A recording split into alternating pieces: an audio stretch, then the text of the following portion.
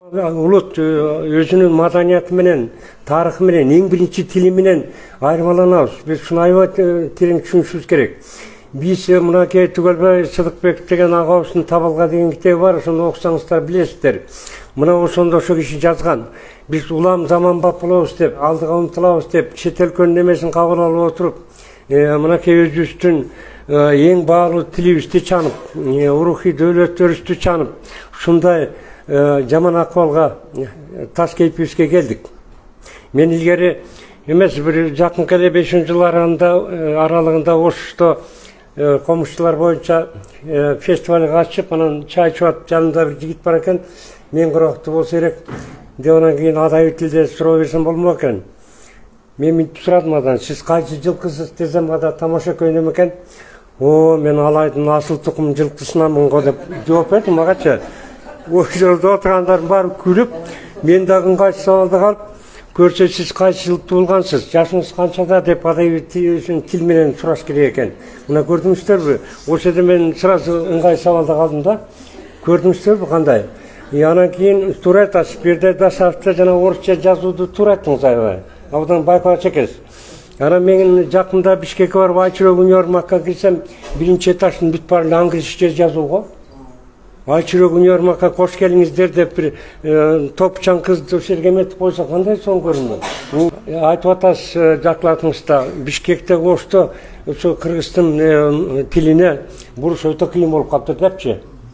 Ошол боюнча мен сизге бир мисал айтайын. Жана Александр Македонский деген аскер башчыга бир эмен алып келип беришет. Катуу түбүлгөн түйүнчөктү. Ошону чечип бериңиз деп.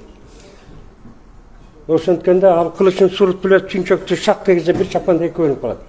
Бийлик бар да, президентке жакын сөз. Ошодон бир мына Бектурага айткандай үзгүлтүксүз иштер жасап туруп, катуу бир бийликтен чара колдонсо болобу? Болот да, туурабы? Анан кийин эми мына тест боюнча эжекке кайтайын, Батым эжеге. Рахмат, сиз дагы көп жакшы маалыматтарды бердиңиз. Анан тест боюнча эми баягы кыргызда сөз бар. Тил күмүш дейт, бирок үргүү алтын деген сөз бар ата-бабалардын. Ошон үчүн жана тестке макал лакаптарды киргизип, жөн эле жартысына чейин. Же болбосо Манастан Бектур агайдын иштеп чыккан китеби бар. Манастан сөз берметтерин киргизип, аяктан да сурап алып, анан биздин алтынга алмаш кыз кумтөрдүн алтынында жетпейт, биздин укмуш күүлөрүбүз бар.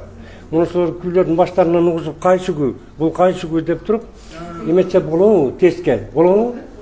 Ошону бир жазып алсаңыз. Кантта бир тойдо болуп калдым, үйлөнүү тойдо. Мына ошол жерде тамада чыгып алып, кана айтпачы бул. Рахмат. Тамада чыгып алып мынтип айтып атат. Жанагы бачты турган музыкаларды угузуп атат. Бул кайсы музыка? Жосы эстрадан угузуп атыр. Бул кайсы музыка депчи? Биз айылдан баргандар таң калып атабыз. Эми ошол жерден күйлөрдү угузса болбойт, бул кайсы күү?